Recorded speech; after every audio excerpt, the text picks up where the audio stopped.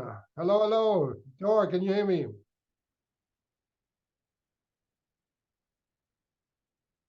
Can you hear me?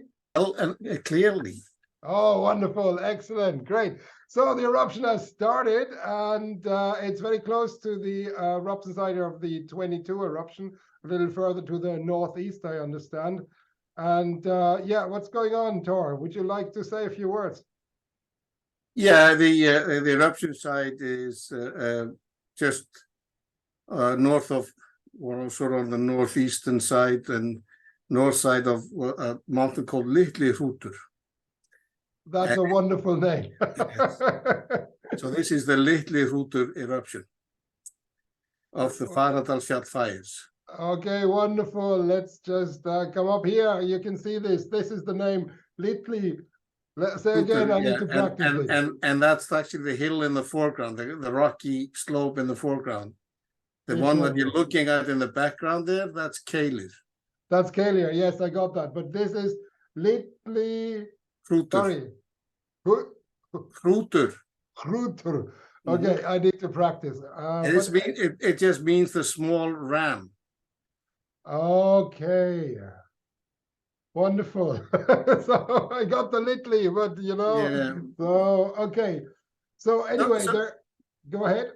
Yeah, so the eruption opened up, but where we expected it to open up, we had been predicting that it would start at Hrutur, and one of the reasons for that is that from about Saturday, early Saturday, and then up until the eruption, there was accumulation of magma into a small pocket that turned out to be seismic and right underneath Hrutur.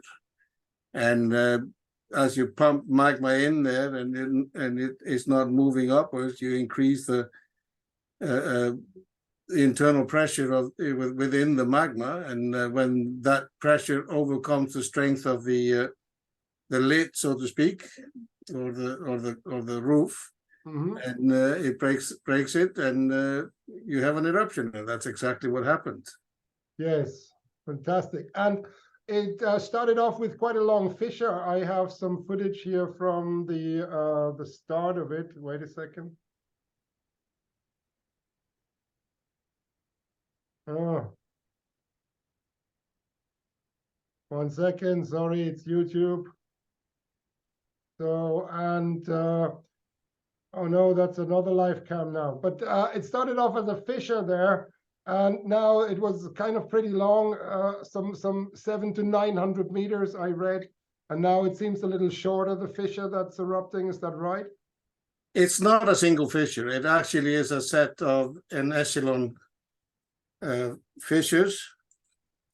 And maybe I can show you. Sure, go ahead. Yes, it seemed like a small set of fissures, but did it start off as several fissures or as one big fissure? So if I share. Yeah, go ahead.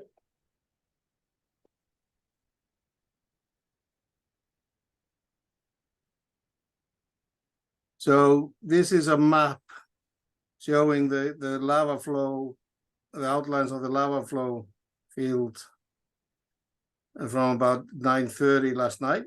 Okay. And the black lines in here are all the fissure segments that were erupting. Right. And the total length of this sort of event system is 1 kilometer, but all of these fissures are much shorter. This one is about 200 meters long.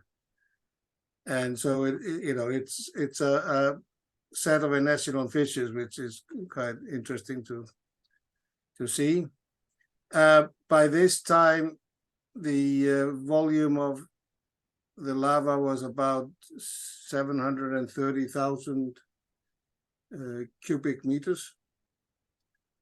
Okay. And if you take that duration, that gives you about a dense rock equivalent magma discharge rate of about 40 cubic meters per second, which is about 10 times higher than was at the beginning of the 21 eruption, and about 2 times higher than what was at the beginning of the 22 eruption. So clearly this eruption was more intense at the very beginning. Sorry, excuse me. Yes. And than both the 21 and the 22. But it's definitely much smaller than the other two, at least for the moment. And the magma discharge has dropped significantly in the last sort of 12 hours. Activity seems to be focused on this segment here, and it probably discharges probably less than 10 cubic meters per second, which is getting back to sort of similar effusion as we saw in the 21 eruption. Okay. And also later on in the 22 eruption. And the main stream of lava is along this lava river here to a dispersed flow front, which is filling in this little low-lying area in here, and it needs to fill that in to continue further south. Yes, that's exactly that. It needs to fill that in order to actually make it further, indeed. So, and the faster it fills it in, the more speedily it will progress further south. But I mean, let's see. I mean, with these eruption rates or these emission rates, it should take a little while for this valley to be full. Yeah, and probably the reason why we had this both kind of a rather long vent system open up in the beginning of this eruption and relatively high magma discharge, sort of this 40 cubic meters per second, is the fact that since Saturday, we've seen there's an seismic zone right underneath this area in Littli Hrutur, right underneath here. And Thomas Fisher at Charles University in Czech Republic interpreted that to mean that magma was accumulating underneath this area. And since it couldn't make it up to the surface, if you're pumping into a volume, then you increase the amount of material, and then you increase the internal pressure, and you start to put force on the roof, and you can even generate inflation, which is exactly what we saw. Yes. And when you build up this internal pressure, and when finally the roof ruptures, as they did here, then the magma will, because it's overpressurized, will shoot out fairly rapidly and at a fairly high discharge. But because you're releasing the pressure and there's a pressure drop in the system, it will also, the how much material comes out per unit time will be reduced very quickly, and that's exactly what we saw. So we're seeing that sort of happen. And now the system is getting down to a fairly low volume, may have reached maybe some kind of equilibrium between what's coming in and what's going out. And if that is the case, and the conduit stays open, then we can have activity there for quite some time, just boiling or oozing out. Just low-level oozing activity, yes, exactly. So, well, I hope so, because I just booked my flight ticket, so I hope it goes on for a little longer. I would hate to see it stopping before I arrive, so, but great. Can I quickly, go ahead. Another interesting thing about this is that the magma injection that is responsible for this present-day activity, when you get just a bit deeper down in the crust, is using the same pathway as the 22 and the 21 magma intrusions used. So it's reoccupying the same linear plumbing system, if you like. Yes, it all looks connected on a broader scale, not on a segment or fissure scale. Of course, they are broken up, but the overall stretch seems that there is a northeastward progression. So, and this is very interesting. Of course, geologically, this is fascinating, because in the geological record, we wouldn't even be able to distinguish that these flows erupted over different years. They would actually look as one big eruption to us if we're looking at some older rocks, you know, from several million years ago. To witness this is fantastic. Let me just quickly go back. I picked this up on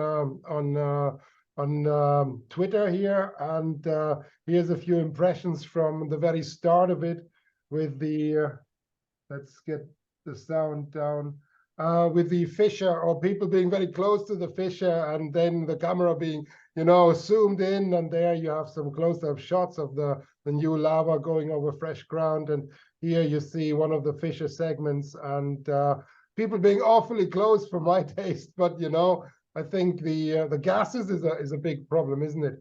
So, but yeah, fascinating footage, isn't it? Absolutely. So this magma coming out at 40 cubic meters per second would produce about 16,000 tons of, or release 16,000 tons of SO2 into the atmosphere. And just during the 5 hours yesterday, when the magma discharge was this high, the fissures were releasing about just over 3,000 tons of SO2 into the atmosphere, just right above the fissure. So that's a good quantity of SO2 and not very healthy to breathe in too much.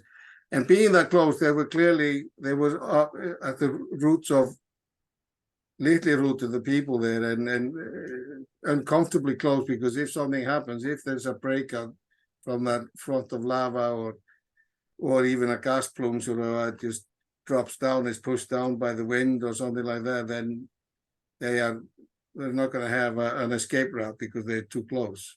Yes, exactly, because most of the people would not have gas meters with them. So just imagine there is a lava breakout, somebody tries to run away, stumbles, and then lies down in a small depression with a gas. Oh dear, you know. So I think some people are maybe a tick too relaxed for my flavor. And the other thing is that, of course, you have a lot of moss and vegetation burning. So you also have smoke, not just fumes from the eruption. And that adds to the oxygen levels being very low. It's not just that there's poisonous volatiles like SO2 and other things, but there's also low oxygen levels because of that. And it all adds up by making the place quite dangerous. Because even a gas mask doesn't help you if there's no oxygen. You know, you die nevertheless. If you don't have oxygen, then the gas mask is not exactly. The gas mask only filters the acid fumes. So, but okay, fantastic. So, what's your prediction? Your gut feeling is that it will go on at a low level for quite some time now. Is that what you're feeling, or have I misinterpreted that?